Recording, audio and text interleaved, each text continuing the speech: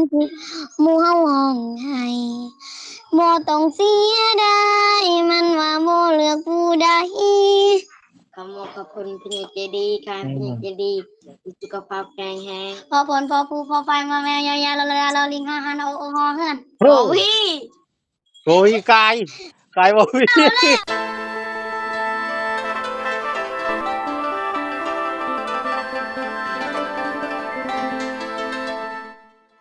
ฮัลโหล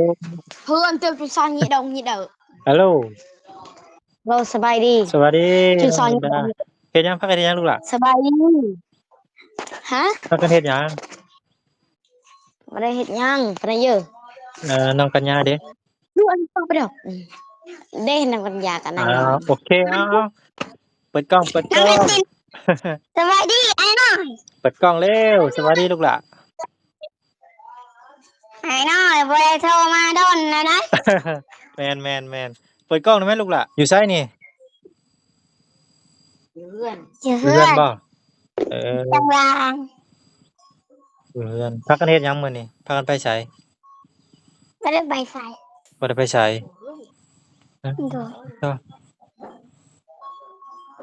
ไปเปียผม เปียผม โดย คือสิมักกะโหลงไผเลี้ยงงัวเลี้ยงควายอยู่หั่น ฮะ สิมักกะโหลงงัวบ่ อยู่หมวยที่ไปนะไปนอน พากินข้าวกับหยังลูกหล่ะกินข้าวกับหยัง กินข้าวกับเดี๋ยวกินข้าวเดี๋ยว กินข้าวกับหยัง กินข้าวกับลาบ anh ơi phanh lên đâu cho tôi gây bên ngoài được nhỉ ใส่นางน้อยเด้คือเบิ่นนางน้อย หอยพูด อืมเช้าแล้วบ่ไข่ nào mà เช้าไข่แล้วบ่ ลาบน้ำไม่สั่ง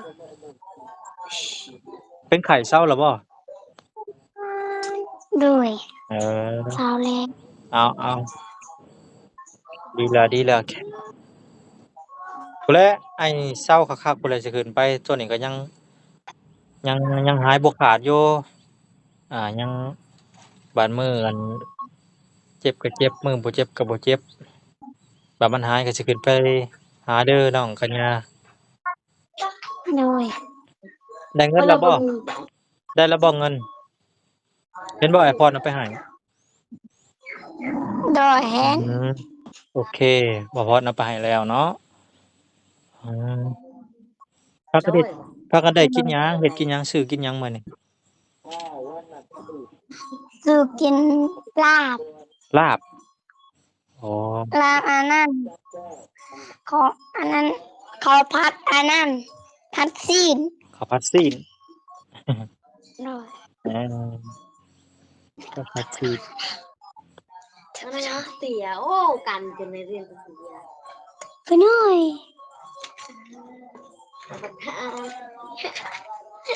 bữa đây vô đang gì tặng mày เดี๋ยวไปหน่อยนะหน่อย mà chờ ไอ้หน่อยใช่ sao sao nó cho bây giờ em pha đâu không หน่อยไปหน่อย mà tao chịu เสียงมักกะโหลกกองแรงอยู่มักกะโหลกไปได้ฝนตกบ่อยู่พุ่น สอนโต๊ะ ฝนตกแห้งบ่ เดี๋ยวไปเดี๋ยว ดำนาแล้วบ่ลูกหล่ะพากันดำนาแล้ว ยัง ยังบ่ได้ดำนา mà để đám อยู่ในด อ้าว ำเขาหินนั่น เข้าแล้วบ่ nhân đưa Nhân. เดือนหนึ่ง เดือนหนึงไปได้ลุงป้าดำบ่ได้ดำนาบ่ ลุงป่ามืออื่นจังออก อ๋อเดี๋ยวสิออก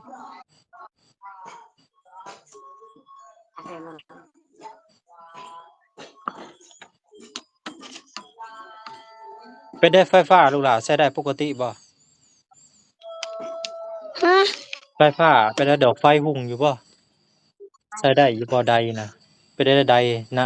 ำดอกไฟดอกฟืนดอกไฟ ได้อยู่แต่ว่า ดอกอันนั้น ดอกในห้องครัวนี่มันตาย ตายแล้ว จากเป็น เออไปบ่แฮง แล้วก็อีกห้องหนึงอีกห้องอันนี้นี่ห้อง ระวังจีนอีกหน่อยหนัง ตื่นเลย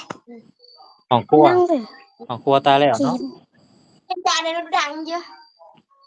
ไม่ได้ห้องก็มันตาย อืม เอามาแล้วน่ะเอาหน่อยค่ะเอาหน่อยโถจะเท่าเส้นเลยจ้ะไปกันปะตีนี่จ้ะ ให้อีกเดือนหนึงก็เข้าโรงเรียนบ่ได้ไปหากินบ่มื้อนี้ฮะบ่ได้ไปหากิน บ่ บ่เออ แข่งบ้าป่ะ ดีแห้งวะหน่อย ตัวนี้เริ่มสิหายแล้วลูกหล่ะหาอาการไข้แน่แล้ว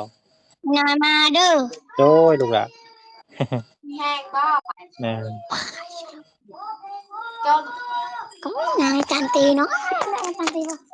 ลาค่ะนะตีลืมเจ้า นายก็ออกมาหน้า เจื มื้ อ อนี้ กำปั้น ออกมานอนเล่นอยู่หน้าพี่เห็นบ่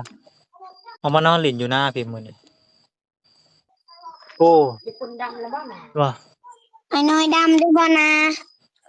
ดำฝนตกแฮงได้อยู่พี่มาเด้อมาดำนาซอยมาดำนาซอยให้เด้อมาบ่ น้อยสีมาลกตะกร้าซอย ฮะ ไปลกตะกร้าซอย มาลกกาซอยเด้อ หน่อย เออ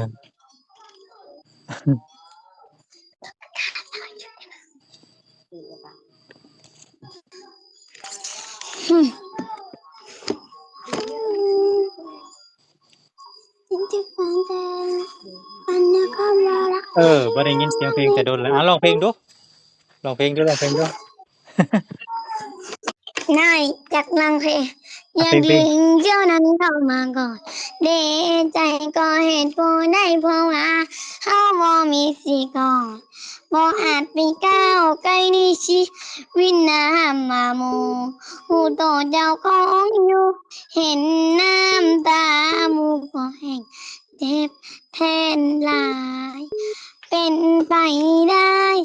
แล้วใครจะคำว่าหมูสิมีเจ้าตาลอดไปสุกน้ำตาจนที่หมูเฮาห้องให้บ่ต้องเสียดายมันว่าบ่เลือกผู้ใด เจ้าได้บ่ โอ้ย โอเค เก่งเอาน้องนั่งน้อยดิอยู่หันบ่น้องลินดา ทำ ดิ นายเมืองว่าแล้ว เออเอาอันจะตั้งโทรศัพท์ไว้ลูกหลากให้น้องลินดากับเจ้าอันขอบคุณผู้ใหญ่เพิ่นเนี่ยเด้อเพิ่นฝากเงินให้เจ้าเมื่อเช้านี่ตั้งโทรศัพท์ไว้แน่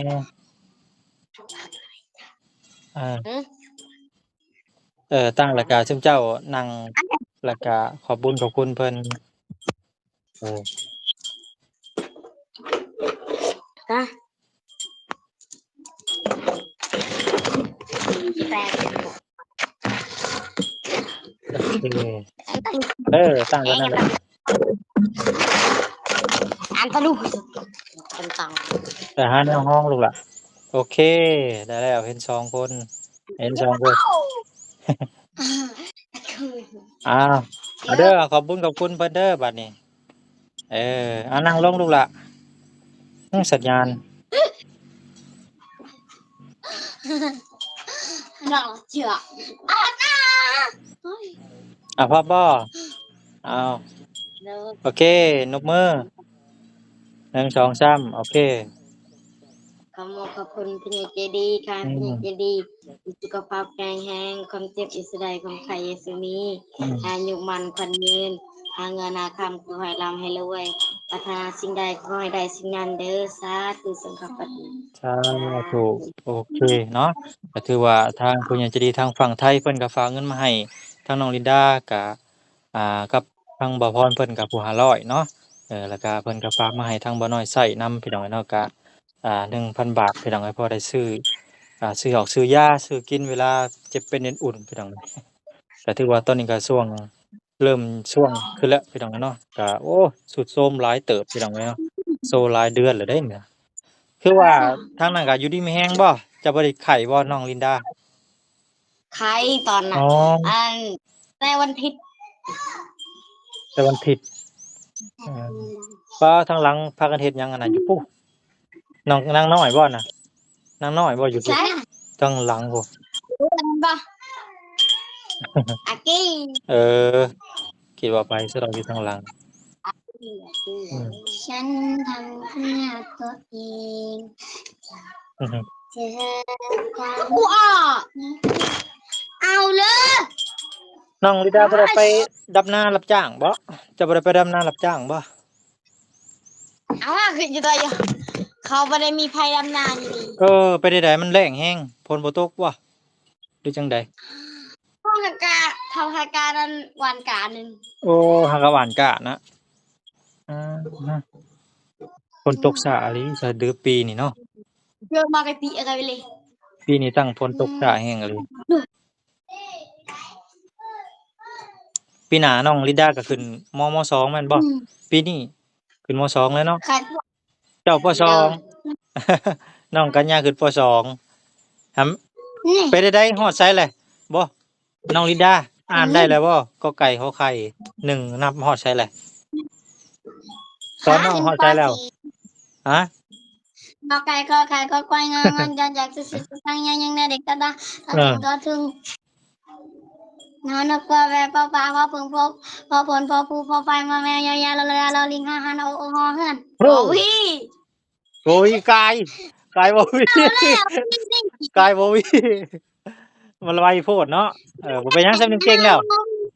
นี่นะไว้นี่เออ ก็อ่านแล้วนะ โอ้กอเอ้าไก่ก็โอเคผ่านแล้วกอซะติไก่ก็ไก่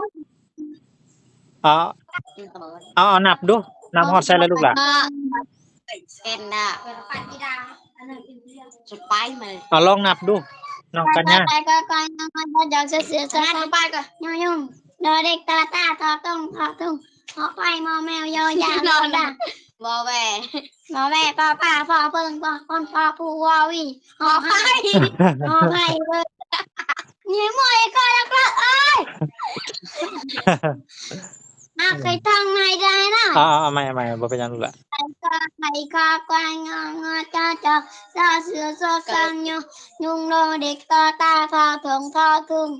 อไผ่มอแมวยอนระดาลอลิงหอหัดโอหอเฮือนอืมให้ต้องไว้ดิก็ไก่ก็ควายงัวจะจับสุสังยังเด็กตาทอถุงพอไผ่มอแมวยอนระดาลอลิงหอหัดโอหอเฮือนไอ้เหี้ยเอานับลองดูนับบัดนี้ครับฮอดไสแล้วลองนับดูอ่ะนับบ่แม่น1 2 3 4 5 6 7 8 9 10 11 12 13 14 15 16 17 18 19 20 22 23 24 25 26 27 28 29 30 31 32 33 34 35 36 37 38 39 หึ39 40 โอเค 41 42 43 44 45 46อืมเอาไป46อ๋อฮอด46บ่ ไอ้หน่อยปะเคยท่อง ตัวหยังก็เคยท่องสระอะสระบ่เอาจัดไปเอาเลได้ยสระสระอาสระอีสระอีสระอึสระอืออันนี้ออกอาอีอีอึอึอึอึเอเอแอแอโอโอยะยะเอือเอือวะวะยะยะไอเอาอำอืมครับ อาอีอีอูอูเอเอแอแอโอโอก็ถ้าเห็นต้องเอียอึเอือวะวะ เห็นเป็นโตมันจังจื้อสำเนียงก็ถือว่าเก่งแล้วโอ้ยสุดยอดเก่งแล้วบัดนี้จื้อเอาบัดนี้เวลาสระนั้นสระนี้มันเป็นตัวแบบใดเราก็มาสะกดเตรียมสะกดเด้อบัดนี้สะกดใส่สระอ่านอันนั้นแนวนี้เตรียมสอนน้องเด้อน้องลินดาไอ้น่อยแม่เคยซีทางอันนั้นให้ฟังหือคิดดีกว่าท่องหยังเคยสิได้ท่องหยังลูกอะ 3 1 3 3 4 3 3 6 3 อ๋อ 4 8 บางสูตร 2 5 7 2 2 7 4 2 8 16 2 9 18 2 10เป็น20 อืม สาม เอาต้อง 3 1 3 3 2 6 3 3 2 7 อืม 3 3 9 3 4 12 3 6 15 15 35 3 5 15 36 3 6 36 18 3 6 18 3 7 21 อืม 3 8 อืม 24 3 9 27 อืม 30เป็น30 โอเค เก่งเก่งคอยเฮียนไปเดี๋ยวมันก็เก่งให้มันดอกลูกละซำนี้ก็ถือว่าเก่งแล้วอะเก่งเก่งเก่งเก่งแล้วเก่งแล้วสัญญาณบ่มีดอกบัดนี้บ่มีสัญญาณเรียบร้อยบ่มีสัญญาณ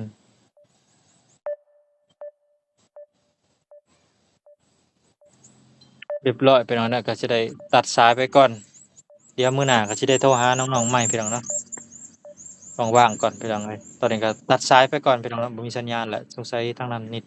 ตัดขาดบ่เลยแนวใดใส่แบตเบิดก็สิฮู้พี่น้องเนาะอ่าเดี๋ยวก็สิอัดเสียงไปเขียนไปพี่น้องเนาะโอเคพี่น้องคลิปนี้ก็บ่ยังหลายเนาะทางบ่หน่อยก็สิขอจบด้วยเพียงส่ำนี้ก่อนเอาไว้คลิปหน้าจะพบกันใหม่สำหรับคลิปนี้ขอกล่าวคำว่าสบายดีพี่น้องสบายดี